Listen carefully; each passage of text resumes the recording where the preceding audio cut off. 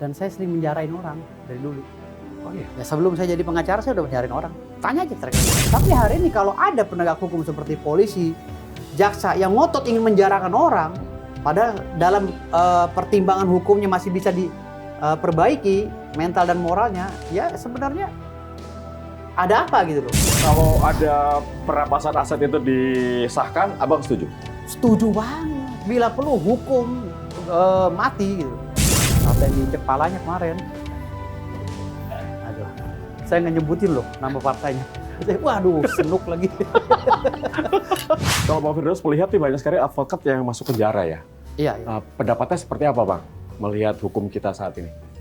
Sebenarnya ya, advokat itu 2 kali disidangkan. Baru bisa diputuskan penjara atau tidak. Ya. Yang pertama sidang kode etik.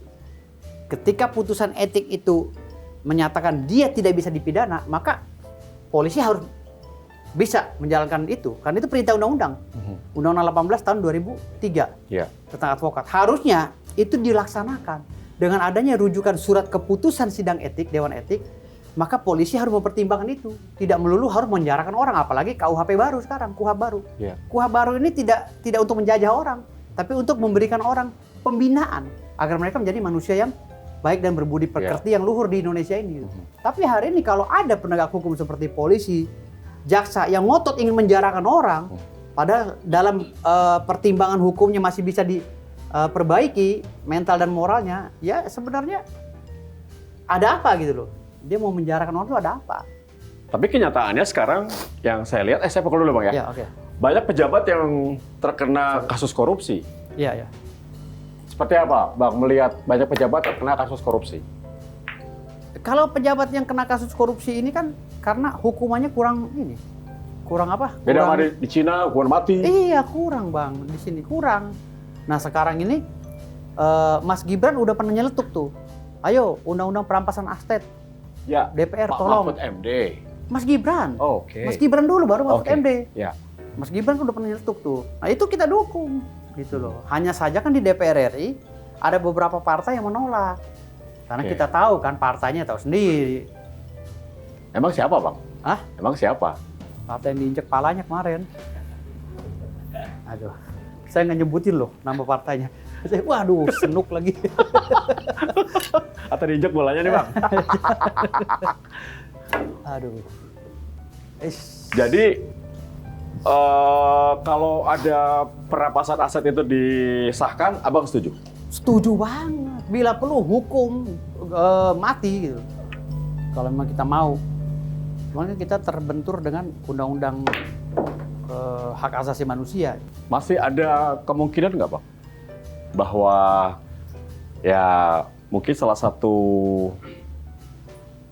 hal yang bisa memberhentikan atau mengurangi korupsi di Indonesia adalah undang-undang itu disahkan. Ya tergantung dari kesadaran para pemilik partai sekarang ini. Kan semua kuncinya di pemilik partai. Kalau DPR RI kan hanya, kalau kata Bang apa kemarin, yang di Jawa Tengah itu, orang PDIP, kami ini kan hanya Korea-Korea. Jadi kami tergantung bos kami. Gitu.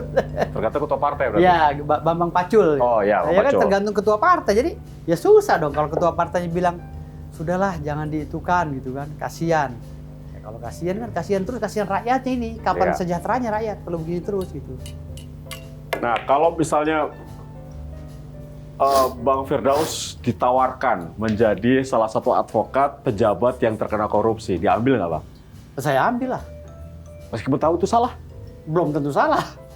Kan advokat kan. Kalau Abang bicara tentang saya sebagai advokat. Ya, betul. Kalau saya berbicara sebagai ustadz dan rakyat, saya akan bilang, bunuh dia.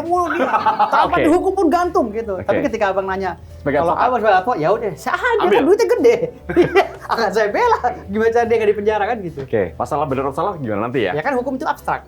Ada cara membelanya, di mana sisi pembelaan kita bisa kita terapkan di pengadilan.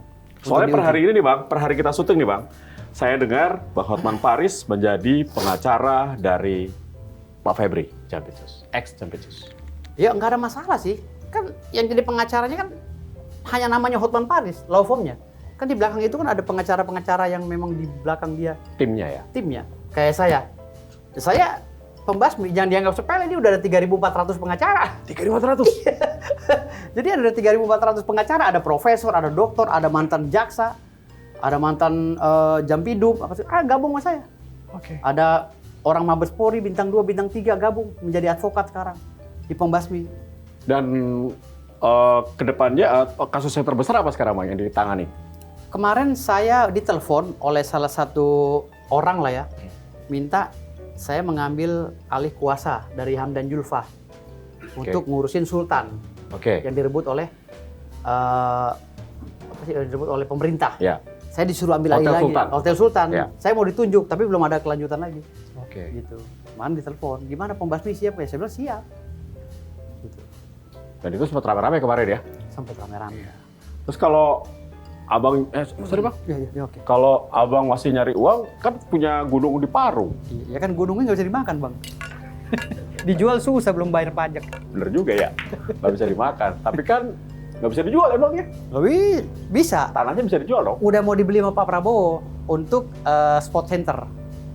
Di Rancabungur, udah mau dibeli. Ini beneran nggak sih?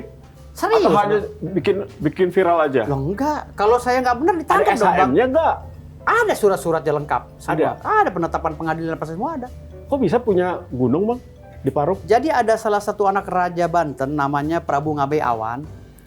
Dia punya tanah, dia bekas Verponding Indonesia. Verponding Barat menjadi konversi Verponding Indonesia. Lalu dia upayakan begini, kami upayakan ke pengadilan. Ada keluarlah penetapan dan lain-lain. Ada pengakuan lah beberapa. Akhirnya hal itu kami lakukan upaya hukum kemarin dengan pemasangan plang dan lain-lain. Somasi pada pihak-pihak. Gitu. Sampai rame sekarang. Jadi kalau seandainya ada yang mengklaim bahwa bohong tuh si Firdaus, ya udah kalau bohong mana yang benar? Keluar dari sarang lu. Gitu. Nggak ada juga? Nggak ada yang berani.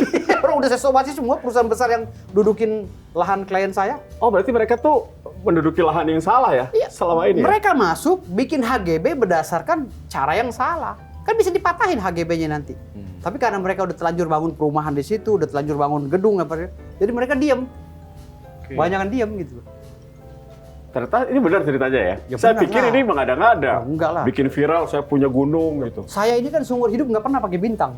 Karena saya masih waras. Tapi kan ini dari Kemenkumham izinnya, jadi saya pakai bintang. Iya. Betul. Gitu. Kalau saya pakai bintang, saya ngada-ngada ya? Oh iyalah. Nah, kalau dipikir-pikir nih Bang ya, kembali ke gunung nih, ke Gunung Parung nih. Kalau dibandingkan dengan 74 kg emas, lebih mahal mana Bang? Mahalan gunung saya lah. Di dalamnya kan kita belum tahu ada uraniumnya apa kagak. Oh iya. Uraniumnya. Emas belum ada seberapa aja. Kalau nerim kalau dijual sasetan aja kan bisa beli Lamborghini 5 itu.